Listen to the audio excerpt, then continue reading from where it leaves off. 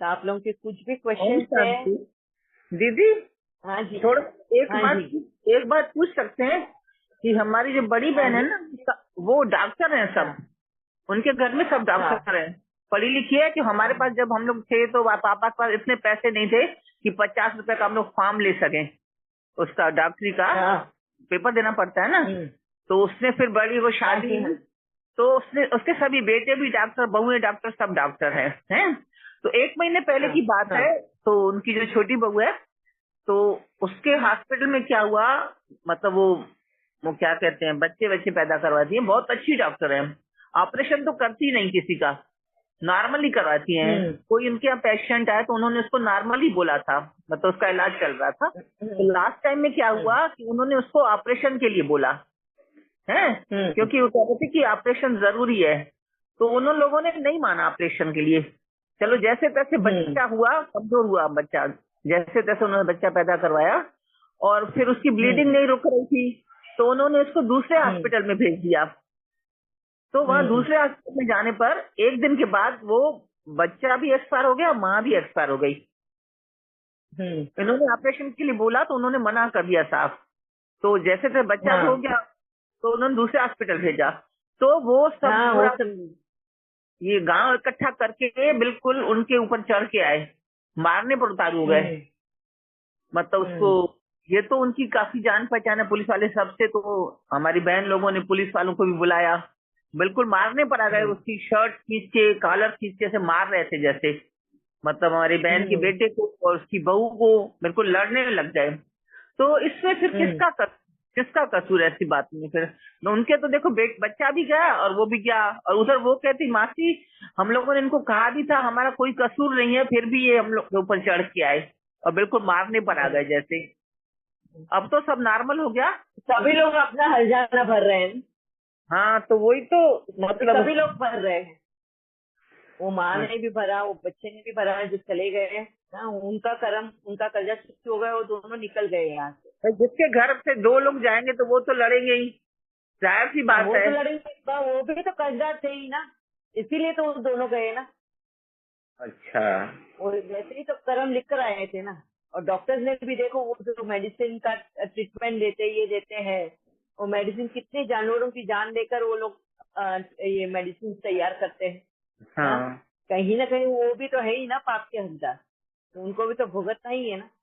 वो तो कोई हाँ ना कोई रूप में उनको भी वो भुगतना ही पड़ता है। तो जो हो रहा है वो सब, बाबा बोलता है ना, सब परफेक्ट है। अच्छा, कसूर किसी का भी नहीं है ना। हर एक को ना। हाँ, कहते कसूर किसी का नहीं है, जो चल रहा है उसे चलने दें। हाँ, पर अखबार नहीं में भी चलने चला था। देना, उससे समझना है कि गलत कहाँ कर रहे हैं हम, गलती हाँ कैसे अपने आप को सुधारनी है, हाँ, ये सबसे तो सीखना है हमको। वो तो देखो दोनों परिवार हमारे, वो भी देखो इंसानियत के नाते, वो उनके घर से भी 2 लोग गए जो भी थे, हैं, जो भी आए थे उनके यहाँ वो पेशेंट बन के, और उधर वो भी हमारे रिश्तेदार, तो उनको भी सांत्वना देनी थी। भाई चलो भाई, हॉस्पिटल है इतना बड़ा तो कुछ ना कुछ तो होता ही है, हॉस्पिटल में तो दंगे होते हैं ना। हाँ, तो भाई मतलब समझ जाओ वो तो और होगा क्या। ना, सबको ही पे करना है, जितने भी उसमें इन्वॉल्व हुए हैं उन सभी को खजाना भरना है उनके कर्म में। ठीक है राजीव भाई, और 2 हाथ हाँ ऊपर है, उनको भी पूछ लो। हाँ हाँ, थैंक यू दीदी। संतोष भाई। हाँ। ओम यस शांति। संतोष भाई। ओम शांति ओम दीदी। शांति। हाँ थैंक यू जी। दीदी। टॉपिक से बहुत यानी जानकारी मिल रही है। अच्छा दीदी, आपने जैसे बताया कि जैसे ही हम कर्जों से मुक्त होते हैं तो ही फिर हम आगे बढ़ सकते हैं, नहीं तो नेचर हमें, कुदरत आगे बढ़ने नहीं देती है जब नहीं तक देते। हमें अपनी रियलाइजेशन नहीं होती है। तो यस। रियलाइजेशन किस तरह से, ये भी कर्म अनुसार होती है या ये हमारे हाथ में होती है? कभी तो हम मिस्टेक्स को या रियलाइजेशन को वो खुद ही यानी दबा के बैठते हैं, वो भी जल्दी नहीं होती है। तो वो क्या हमारे हाथ में होती है या फिर वो भी नेचर के हाथ में होती है? वो टाइम पर कराएगी, इस मौके पर कराएगी। नहीं नहीं, वो हमारे हाथ में होती है। जैसे हमें तो सामने दिख रहा है कि ये गलत किया है हमने, पर हम उसको एक्सेप्ट नहीं करते। उसको कि हमारी गलती है, क्यों नहीं एक्सेप्ट करते हैं? कहीं ना कहीं हमारा लालच, कहीं ना कहीं हमारा लोभ, कहीं ना कहीं हमारा हाँ, ये जो सुख है, कंफर्ट, हमारा कंफर्ट जोन है ना, उसको छोड़ना नहीं चाहते, माया की दुनिया। तो ये लालच लोभ है, जिस वजह से हम उस सच्चाई को एक्सेप्ट नहीं करते, और फिर कहीं ना कहीं हम दूसरा दरवाजा खटकाने की कोशिश करते हैं जहां से हमें रास्ता मिल सकता है। भाई ये मेरा, ये सुख तो नहीं जाए मेरे हाथ से, ये नहीं निकल जाए मेरे हाथ से, इसको भी बचाना है मुझे, इसी के सहारे में अपना कर्जा चुकतू कर लूं। ये भी हम कहीं ना कहीं ऐसा सोच के हम पकड़ के रखने की कोशिश करते हैं। और कुदरत क्या चाहती है, पहले तुम्हारे इस लालच से निकलो, इस लोभ से निकलो। जब तक तुम्हारे हाथ से छीनू नहीं ना, तब तक तुम्हें महसूस ही नहीं होगा कि तुम कितने लालची हो। ये वो कुदरत करवाना चाहती है। जी दीदी। दीदी फिर हम तो दीदी हम कोशिश करते हैं, ते अपने ये करना चाहते हैं कि ये मिस्टेक्स नहीं हो, ठीक है दीदी। उसके बाद भी वो होती हैं, रिपीटेड मिस्टेक्स कहीं ना कहीं पर वो होती हैं, लालच की तो नहीं है कभी। तो फिर उनसे किस तरह से हम छुटकारा कर पाए, क्योंकि ये तो सब थोड़ा सा हम कहें वो कर्म में होता है, वो जिस तरह से चल। वो तो बाबा वही बोला ना, एक बार तुमने कर्म कर लिया, वो तो तुमको भुगतना ही है, उससे छुटकारा है ही नहीं। वो तो कोई भी, मतलब परमात्मा भी आ जाए ना, तो वो भी तुम्हें उससे छुटकारा दे नहीं सकता। तो बाबा मुरली में कितने बार कहता है ना, जब भी बाबा आते थे ब्रह्मा बाबा के शरीर में, उनको खांसी आती थी या समय का थोड़ा अटैक जैसा होता था, तो बहुत बार बच्चे बोलते थे कि बाबा आप इस रथ को यूज कर रहे हो, तो इस रथ को इस तकलीफ से तो मुक्त कर ही सकते हो।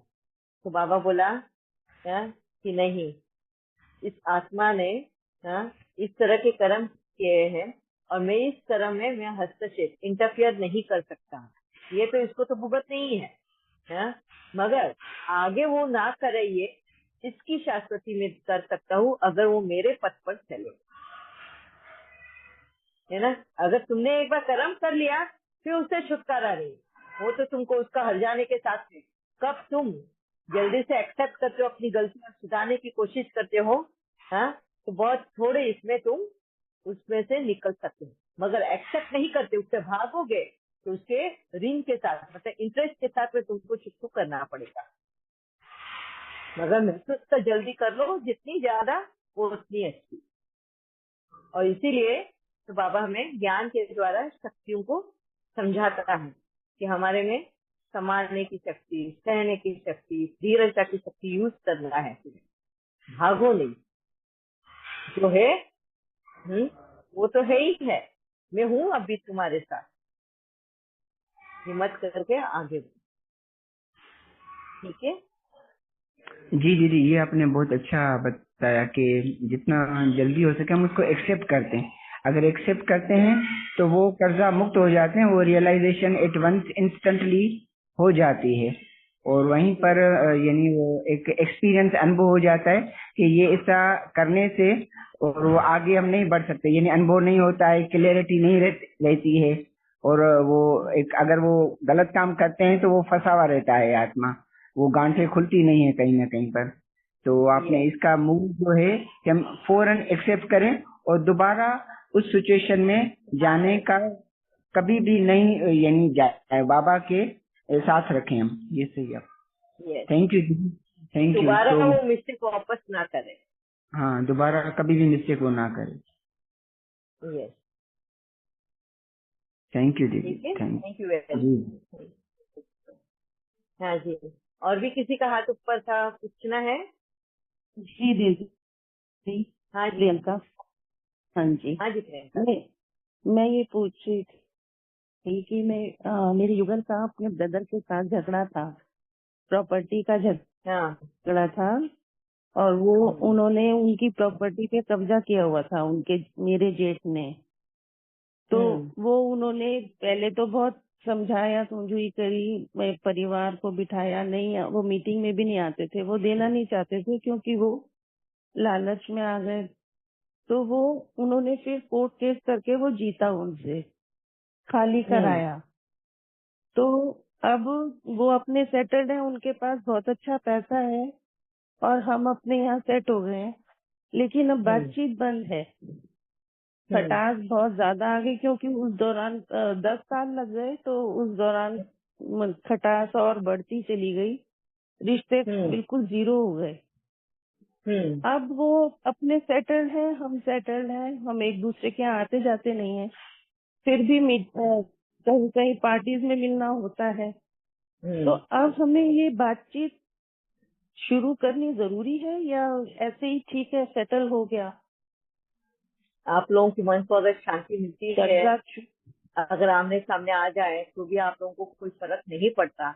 दुनिया आपको कोई पूछती नहीं है, जवाब नहीं है आपको देना है, एंड सब ठीक है तो कोई बात नहीं, तुम्हारा कर्जा मुक्त है। अगर तुम्हें कहीं ना कहीं ऐसा लगता है कि नहीं, अपनी जिम्मेवारी है इन रिश्तों को बनाए रखने के लिए, कहीं ना कहीं हमें है, नफरत की दीवार, नफरत के तो कर्जे है ही ना। अगर तुम बातचीत नहीं कर रहे हो, द्वेष, नफरत, या उनको अपराधी, भाई उन्होंने हमारे साथ ये छीन लिया, वो कहीं ना कहीं अगर तुम्हारे मन में अगर ये है, तो अभी तक तुम कर्जे में डूबे हुए हो और कर्जा मत करना है। उनको माफ भी कर दो, उनसे माफी भी मांग लो, खत्म। फिर आगे तुम बात करो नहीं करो वो तो अलग बात। मैं तो मेरी युगल तैयार नहीं होते, वो कहते मैं तो अब मैंने छुटकारा ले लिया, अब मेरे को और कोई जरूरत नहीं है किसी दलदल में वापस जाने की, और मैंने उनको बहुत देख लिया, परख लिया, मुझे उनसे कोई रिलेशन नहीं रखना। तो कई बार समझा लिया लेकिन वो मन नहीं के मान अंदर, रहे। हाँ, मन के अंदर क्रोध भी नहीं वो रखो, बिल्कुल क्लियर नफरत है भी वो। नहीं रखो। हाँ, तो फिर तो फिर कहीं ना कहीं चलता है अभिमान अगर तो है ऐसे ना। छोड़ देते हैं। नहीं, अभिमान तो है ना। तो जी यही तो दीदी, तो विकारी तो है, ये आगे चल के तो इन्हें ये जन्म है तो अगले जन्म में वो वापिस उसी रूप में आएंगे, उसी विकार के रूप में आएंगे। जरूरी नहीं कि वो भाई बनकर आए, हाँ, मगर वो विकार के रूप में आएंगे जरूर, कोई भी रिश्ते में। तो अब काफी ठीक है, गैप हो उस गया, विकार से तो वो भी समझ चुके हैं। उस विकार हाँ की जी, वजह से तो तुम कर्म में जुड़े, उस विकार की वजह से तो तुम कर्म में जुड़े हुए हो ना। अब तो लगता है कि बस सेटल हो गया, उन्होंने अपना हिस्सा ले लिया, हमने अपना ले लिया, खत्म हुआ। लेकिन अब आगे क्या करना चाहिए वो पूछना है मुझे कि ये यही फुल स्टॉप लग चुका है वैसे कभी थॉट मिलते में भी हैं सब जगह। तो तीज हम्म, त्योहार आता है कहीं ना कहीं, हाँ, बड़ों ने या छोटों ने, जिसको भी ये समझ में आया है, तो उन्होंने, हाँ, अपने आप को अगर झुका भी लिया, तो कोई, हाँ, हमारा क्या बोलते हैं उसको, अपमान नहीं होता। हम्म, अगर हम नीचे भी झुक भी गए उनके सामने, तीज त्योहार बहुत सारे ऐसे ओकेशन आते हैं, शादी की ब्याह आता है, उसमें अगर उनको भी न्योता दे दो, उनको भी बुला लो। जो हुआ पास्ट वो खत्म, नादानी में वो हो चुके हैं, पर अब हम, हाँ, अच्छे से रहें।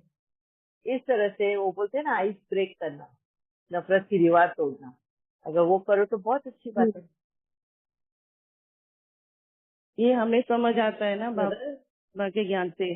जो लोग जो बाबा के ज्ञान में नहीं है वो कहते हैं तो आप नहीं ही बस हो ना यहाँ जो ये आगे चल खत्म सकते हुआ। हो। चलो, आपके युगल नहीं करना चाहते, आप तो जोड़ लो अपना मुझे रिश्ता गुस्सा कर देते परिवार हैं, के साथ में। मुझे एकदम गुस्सा कर देते हैं, बात नहीं करना, जाने से तो पहले आप ही पहले बोल देते अपने हैं हस्बैंड को उनसे बात तैयार नहीं करो, कर। हाँ, तो आप उनको पहले जी तैयार करो, हाँ, कहीं ना कहीं अपने गुणों से, अपनी कलाओं से उनको कन्विंस कर रहा हूँ कि क्या सही है लाइफ में, हाँ, ऐसे रिश्ते हमें हमेशा नहीं मिलते, कदर करनी है रिश्तों की। ठीक है, जी, ठीक है, या समझ आ रहा है। सिंधु बहन। थैंक यू दीदी। हाँ जी इंदु बहन। ओम शांति दीदी। जैसे ये बहन ओम अपना शांति। एक्सपीरियंस शेयर कर रही थी ना, मुझे भी याद आया कि जब हम दिल्ली हम्म में थे तो हमारी जो एक हम्म नेबर थी, वो सिंगल लेडी रहती थी, काफी हाई पोस्ट पे वो रिटायर हुई थी।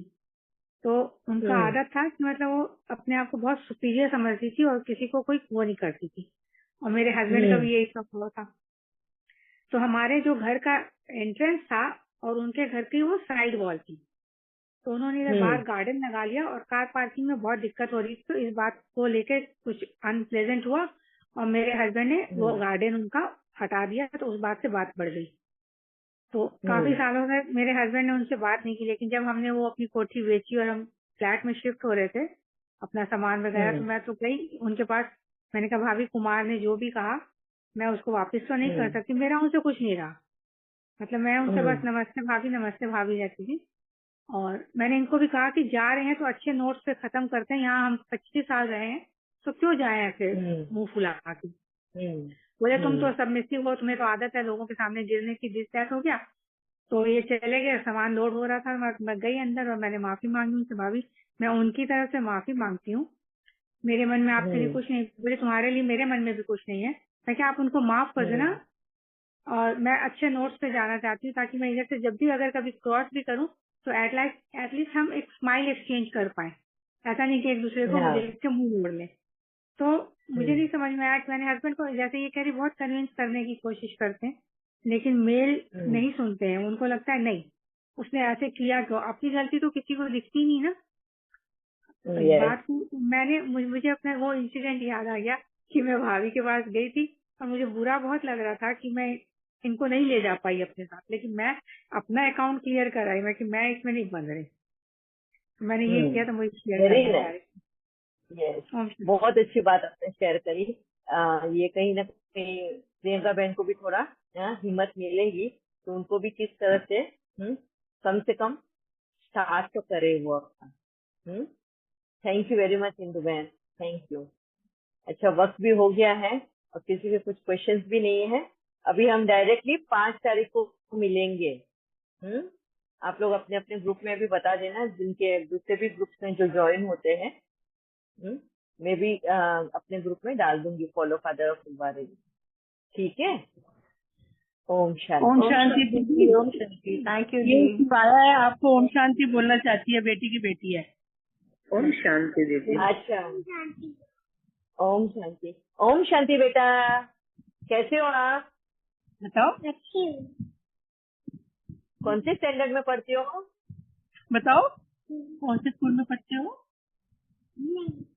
अभी दीदी स्टार्ट ही किया है जाना थोड़ा। हाउ? अच्छा ठीक है, ओम शांति बोल। बहुत अच्छा। तो जब से क्लास चल रही है तभी से बहुत बोल रही प्यारे है, हो। शांति बोलना है। हाँ, बहुत क्यूट है। Bye bye.